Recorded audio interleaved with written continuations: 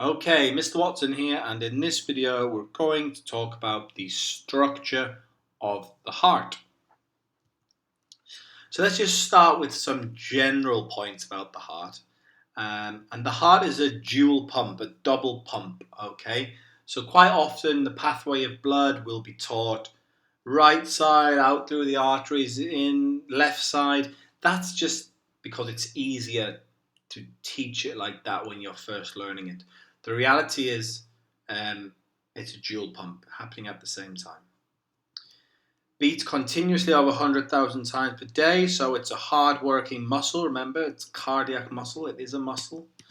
Approximately the size of a fist, an adult, possibly a touch bigger if you were to clench your fingers, lock your hands together, like make a lock. That might be a more accurate size. And it's housed behind the sternum and the ribs. So we know flat bones are there for protection of vital organs. So the heart is perfectly placed for protection. Now, we're going to get into the specific structure of the heart, things that you're likely to be asked about and things that you definitely need knowledge of. So let's start with the heart wall. Now, the outer layer, almost like a sac, is the pericardium. Now, I've put two arrows there to the first two layers.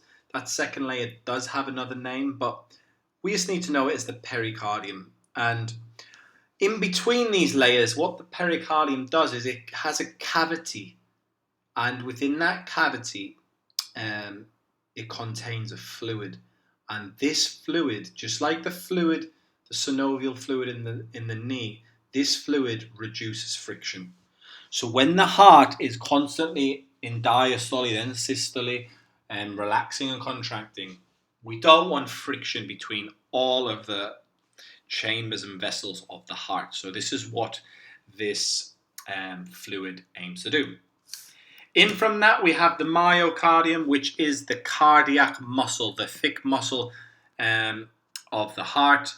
And then we have the endocardium, and the endocardium is basically a little wall that lines the chamber walls. Okay, the endocardium pretty much lines the four chambers. Okay, so myocardium is a key one to know here because it's the cardiac muscle which comes up a lot. So, chambers of the heart. So we know, like I've just mentioned, we have a right side and left side of the heart. But when you view a heart in textbooks or on this screen, okay, you look to your left for the right side of the heart. Just like you were directly looking at someone, their right side of their heart is on our left. So, I mean, we should know that now after doing GCSE, but still can be a common mistake. So we have the right side of the heart. And first of all, we need to know the function of the right side of the heart. And that is bringing deoxygenated blood. It comes from the body to the heart, and then it's pumped out from the heart to the lungs, where it's going to have gaseous exchange and receive some oxygen. But it's deoxygenated blood on the right side of the heart, from the body to the heart to the lungs. Okay? But what chambers are there on the right side of the heart? Well, the first one we have is the right atrium. And the right atrium, or the atria, which is plural, they are receiving chambers. They receive the blood from the veins, either the vena cava or the pulmonary vein. Okay, so these are receiving chambers. The next chamber is the right ventricle, and that is below the right atrium. So the right atrium will receive the blood, it passes on to the right ventricle.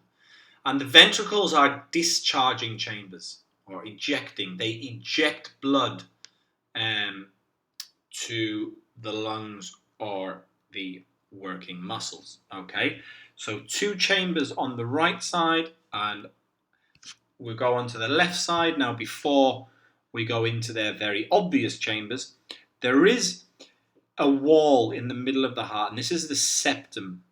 And what the septum does is it stops the mixing of deoxygenated and oxygenated blood. Okay, so that's the role of the septum. So you can see their thick wall, myocardium, stops the mixing. Function, oxygenated blood receives from the lungs. The left side of the heart pumps out that oxygenated blood to the body. Okay, the left atrium receiving first into the left ventricle, which will eject the blood with high pressure as we're in systole and we need that oxygenated blood. Now, before we go on to the valves of the heart, hopefully you can notice in the diagram that I chose here, on the left side of the heart, the left side, the myocardium, the muscular wall is much thicker.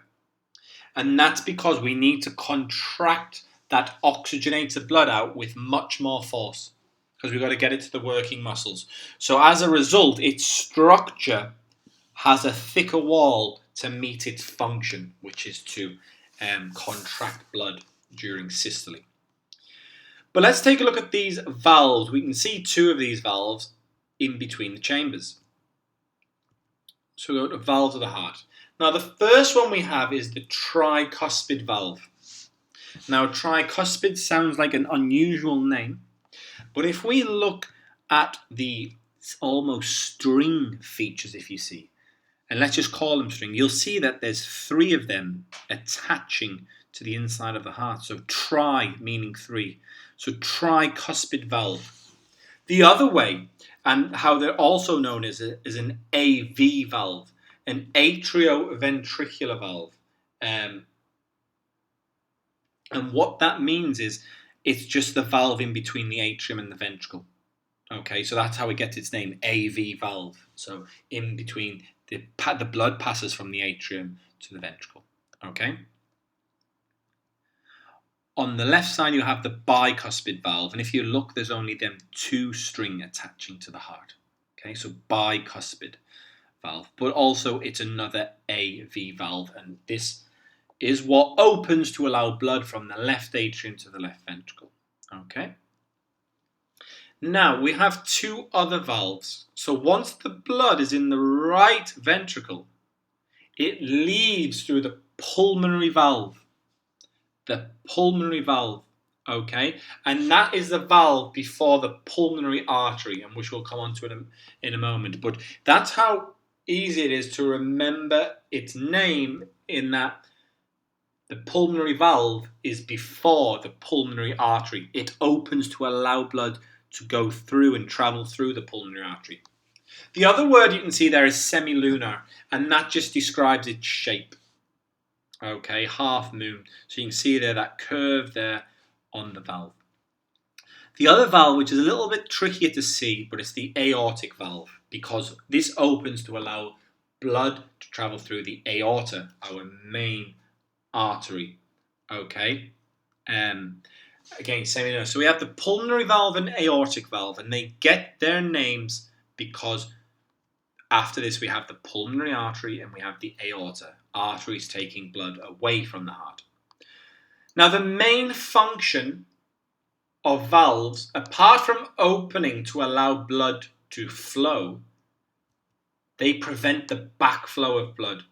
As soon as that blood has started flowing, they will close. They will close to stop the backflow of blood. Okay? Right, now I've just mentioned some things there, pulmonary artery, vena cava, aorta. Let's take a look at the blood vessels of the heart. Starting here with the superior vena cava. This brings blood from above. So as you can see, the heart in the middle of your chest there, behind the sternum and the ribs. Any blood coming from above will arrive through the superior vena cava. Any blood from below, which is quite a lot, through the inferior vena cava. So remember, superior top, inferior bottom. Veins bring blood to the heart, into the heart. Vein, V-E-I-N, into the heart. Okay. We also, on the right side, have the pulmonary artery. Now, an artery takes blood away from the heart, but this specific artery is the only artery that carries deoxygenated blood. And quite often you'll see a characteristic of arteries, they carry oxygenated blood. And generally that's not true because of this artery. When people say or write that, it's because they're usually focusing on the main artery, which is the aorta, and that does take the oxygenated blood to the working muscles and organs. But the pulmonary artery carries deoxygenated blood, because this deoxygenated blood has just arrived into the heart from the lungs. From the body, sorry. The body has just used it, and now it's going to go to the lungs through the pulmonary artery. Okay? Now, if we go to the left side, at the top here, the largest artery in the body, the aorta, okay? High pressure here, because it takes all of this oxygenated blood to where the body needs it. And then we have the pulmonary vein. Now, the opposite of the pulmonary artery, a vein brings blood to the heart, but it's the only vein that carries oxygenated blood, because the blood is returning from the lungs after gaseous exchange and it's going to the body. Okay, you'll also see the pulmonary vein on the other side as well, but we'll just keep it on the left side in this. Okay, and then I'm just going to finish up here with the pathway of blood. Okay, how the blood flows through the heart. So because I mentioned at the start it is easier to do it like this, I will start with the right side, but you need to understand it's a dual pump and this is both happening at the same time, which we'll cover when we go on to the cardiac cycle. So deoxygenated blood from the body into the heart, and it's coming through the inferior vena cava, the superior or inferior vena cava, and it's into the right atrium. So deoxygenated blood arrives from the muscles through the vena cava into the right atrium. What we need to happen now is we need the AV valve, the tricuspid valve, to open so the blood can go into the right ventricle.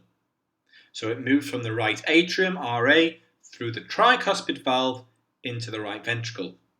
Now, like I mentioned, once all the blood's in that ventricle, that tricuspid valve is going to close and the blood continues its journey through the pulmonary valve into the pulmonary artery. Okay, so the blood is forced out. Okay, we have ventricular contraction and we go through the pulmonary artery through the valve. Okay, and from there blood goes to the lungs, okay, for gaseous exchange. Okay, the pulmonary artery, it's like a direct line, if you like, a direct line to the lungs. Now at the same time, the left side's also working and we have oxygenated blood returning from the lungs through the pulmonary vein into the left atrium. Once it's in that left atrium, we need the bicuspid valve to open so the blood can go into the left ventricle. Ventricular contraction, the blood is forced out, the aortic valve will open and blood will pass through to the aorta, and then the aorta will take the blood to the working muscles or organs. And well, the organs are working, sorry. So that's just your pathway of blood. We should probably know this from GCSE, but just as a recap there, we will be taking this one step further by introducing the conduction system and the cardiac cycle. Okay, hope that helps. Thank you.